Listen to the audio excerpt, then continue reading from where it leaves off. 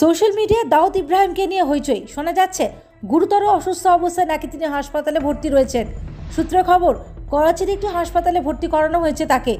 পাক সংবাদ মাধ্যম সূত্রে খবর, তার শারীরিক অবস্থা আশঙ্কাজনক, তবে এই বিষয়ে নিশ্চিত করে কিছু জানানো হয়নি।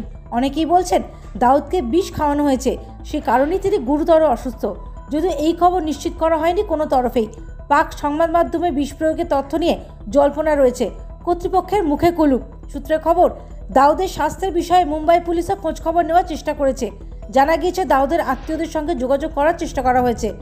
পাকিস্তান সংবাদ মাধ্যমগুলিতে দাবি, করাচির হাসপাতালে নিশ্চিত নিরাপত্তায় রাখা হয়েছে দাউদকে। সূত্রে খবর, গত দুদিন দাউদ হাসপাতালে ভর্তি রয়েছেন। মোস্ট ওয়ান্টেড আন্ডারওয়ার্ল্ড ডনের অসুস্থতার খবর ছড়িয়ে পড়তেই হইচই শুরু হয়ে যায়। যদি এখনও পর্যন্ত দাউদের অসুস্থতার বিষয় নিয়ে সরকারিভাবে পাকিস্তানের তরফে কোনো মন্তব্য করা হয়নি। আপাতত দাউদ সংক্রান্ত কোনো তথ্য জানায়নি ইসলামাবাদ। বিষয়টি নিয়ে কোনো মন্তব্য করেনি ভারত সরকারও। তাতে অবশ্য জল্পনা থামছে না। Bureau report, United India news.